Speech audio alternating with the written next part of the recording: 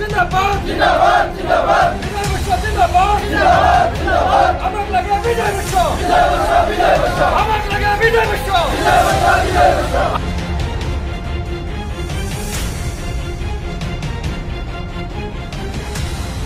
Actually আমি আশাবাদী হয়ে আছো আমি বিজয় বৈশ্য যেহেতু বিজেপি দলের প্রার্থী প্রত্যাশী আছিলে তো সেই হেতুকে আমি সমষ্টিবাসী রাইজ হিসাবে আমি আশাবাদী আছিলো যে তেখেতে টিকেট পাক আৰু চাওক আজি আমাৰ 33 নং নুনাই চেৰফাঙত আজি বিগত যি কাৰ্যকাল গ'ল আজি এজন নাৰী কেলেংকাৰী এজন দুৰ্নীতিপৰায়ণ ব্যক্তি এজন ইয়াম সঞ্জিত তান্তি তেখেতৰ বিভিন্ন সময়ত আমি মিডিয়াৰ জৰিয়তে বিভিন্ন কেলেংকাৰী আমি তেখেতৰ দেখিবলৈ পাইছিলোঁ তো তাৰ পিছতো যদি বিজেপি দলে তেনেকুৱা দুৰ্নীতিপৰায়ণ ব্যক্তিক যদি প্ৰাৰ্থিত্ব প্ৰক্ষেপ কৰে তেতিয়াহ'লে কিন্তু ইয়াৰ পৰিণাম কিন্তু এটা বেলেগ আমি এটা বিকল্প চিন্তা কৰিম আৰু ইয়াৰ পৰিণাম কিন্তু বিজেপি চৰকাৰে বিজেপি দলে কিন্তু ভোগ কৰিব লাগিব কাৰণ আজি চাওক আমাৰ ৰাজাগড় ভিচিডিচিৰ অন্তৰ্গত প্ৰায় আপোনাৰ 4-5 হাজাৰ ভোটাৰ্ছ আছে আমাৰ এই 4-5 হাজাৰ ভোটাৰ্ছক কিন্তু বিগত সময়ছোৱাত আমি দেখিবলৈ পাইছোঁ আমাক বিভিন্ন ধৰণৰ ঠগ প্ৰবঞ্চনা আমাক কিন্তু মাত্ৰ আমাক ঠকাইহে গৈছে তাৰমানে আমাক বিভিন্ন ধৰণৰ আইঅ ঘৰেই হওক বিভিন্ন ৰাস্তা ঘাট হওক বিভিন্ন কেলেংকাৰী কৰি এই 5 বছৰ কাৰ্যকাল পাৰ কৰিছে তাৰ পিছতো যদি তেনেকুৱা ব্যক্তিকে যদি প্ৰাৰ্থিত্ব প্ৰক্ষেপ কৰে আমি কিন্তু এই অঞ্চলবাসী বা আমি সমষ্টিবাসী হিচাপে কিন্তু আমি বিকল্প আমি চিন্তা কৰিবলৈ আমি বাধ্য হ'ম সেই গতিকে আমি এইখিনিতে আমি বিজেপি দলক আমি জনাই দিব বিচাৰো যে আপোনালোকে এজন হত এজন সমাজৰ কৰ্মী হিচাপে সমাজৰ কাম কৰা ব্যক্তি এজনক তেওঁলোকে প্ৰাৰ্থিত্ব প্ৰক্ষেপ কৰক দুৰ্নীতি বহুত হ'ল আৰু আমি দুৰ্নীতি নিবিচাৰো সেই গতিকে এইটোৱে আমি ক'ব বিচাৰো যেহেতু আৰু কিছু সময় পিছতে আজি প্ৰাৰ্থিত্ব প্ৰক্ষেপ কৰিব তো যদি তেনেকুৱাই হয় তেতিয়াহ'লে কিন্তু আমি বিকল্প চিন্তা কৰি আমি কিন্তু বিজেপিক কেনেকুৱাকে হৰুৱাব লাগে তাৰ কেনেকুৱা ৰণনীতি ল'ব লাগে সেইখিনি কিন্তু আমি কুচকাৱাজ চলাম আগন্তুক দিনত সেইটোৱে মই ক'ব খুজিছো মই এটাই আৰু এটা অনুৰোধ জনাব বিচাৰো যে বিজেপি দলে বিবেচনা কৰি এই যিজন নেকি বিজয় বৈশ্য বিভিন্ন সময়ত বিভিন্ন সমাজৰ লগত বিভিন্ন ৰাইজৰ লগত ৰাস্তা ঘাটৰ পৰা মঠ মন্দিৰৰ পৰা বিভিন্ন দুখীয়া মানুহক সহায় সহযোগ আগবঢ়োৱা এইজন সমাজকৰ্মী তেখেতে উঠি আহিছে তেখেতক প্ৰাৰ্থিত্ব প্ৰক্ষেপ কৰিবলৈ মই বিজেপি দলক বা বিজেপি চৰকাৰক মই এটি অনুৰোধ জনাওঁ এই সময়ছোৱাত আমি অপেক্ষাৰত হৈ আছো হয় হয় ভাল খবৰ আহিব বুলি আমি অপেক্ষাৰত হৈ আছো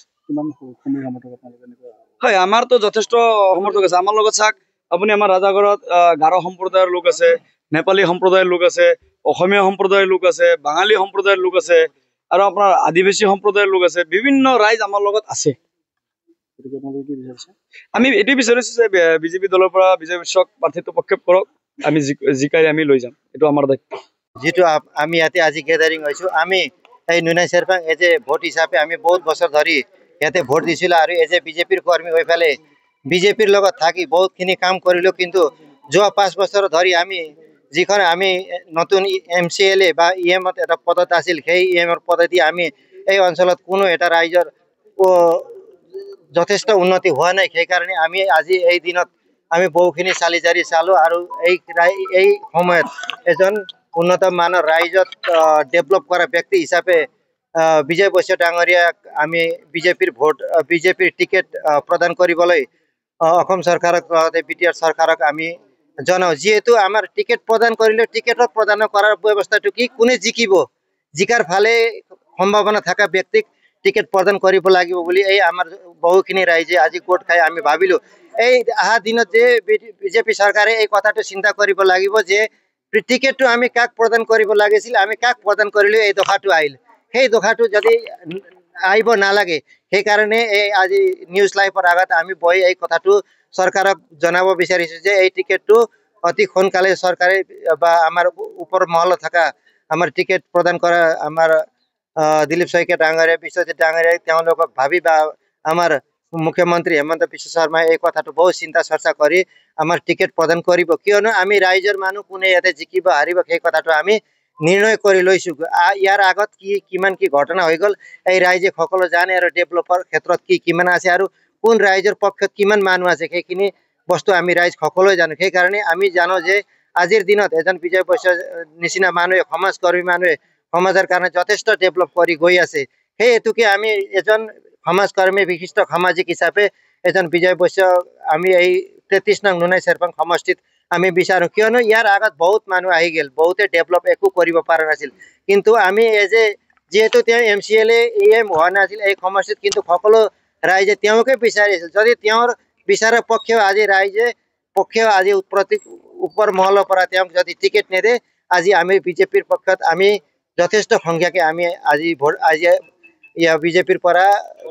পদত্যাগ হোৱাৰ নিচিনা হৈ ফালে থাকিব লগা হ'ল। এই কাৰণে আমাৰ বহুত দুখ লগা কথা আছে কি বিজয় বৈশ্যই যদি টিকেট নাপায় আমাৰ বিজেপি দলৰ পৰা জিকাৰ এটা সম্ভৱ নাই বুলি মই আজি নিউজ লাইভৰ আগত এইখিনি অৱগত কৰালো। মোৰ এইখিনি আছিল, ধন্যবাদ। বিজয় বৈশ্য ডাঙৰীয়া আমাৰ ইলেকশ্যনৰ টিকেট পোৱাৰ কাৰণে মই বহুত অনুৰোধ কৰিছোঁ বিজেপি দলৰ প্ৰাৰ্থী হিচাপে। আৰু এটা কথা, আমাৰ এতিয়া নুনাই চেৰপাঙত সঞ্জীৱ তান্তীয়ে আজি 5 বছৰ কিডাল কৰিলে। মই যিমান 5 বছৰ আগত 2005ত মই এটা বিজেপি কৰ্মকৰ্তা আছিলোঁ, সেই দিনত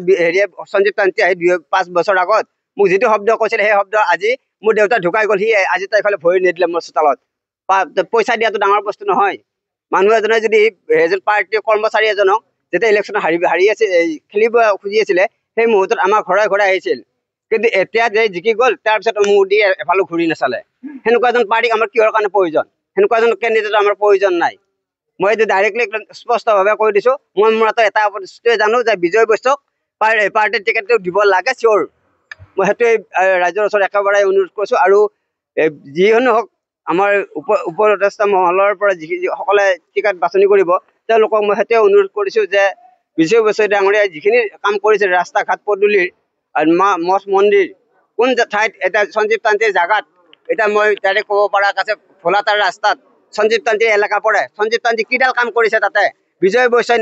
নিজৰ পকেটৰ পইচা খৰচা কৰি কিনে সেই ৰাস্তাত মাটি JCB লগাই ডাম্পাৰ লগাই পেলাই মাটি বালি পেলাই কাম কৰিছে। সেই সঞ্জীৱ তান্ত্ৰীক আজি কি হিচাপত টিকেট দিব বিচাৰে? বিজয় বৈশ্য কাম কৰিছে নিজৰ পকেটৰ পইচা পেলাই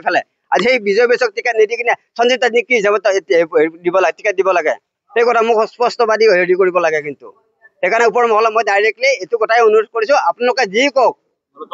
বাকী মই নকৰোঁ, কিন্তু এইটো কথাত যদি আপোনালোকে সঞ্জীৱ তান্ত্ৰীক টিকেট দিয়ে, মই আমাৰ ইয়াতে যিমানখিনি বিজেপি দলৰ কৰ্মচাৰী আছে এজনকো ওচৰত আহি লাভ নাই, আৰু ইয়াতে বিজেপিৰ নামত কলংক হৈ যাব।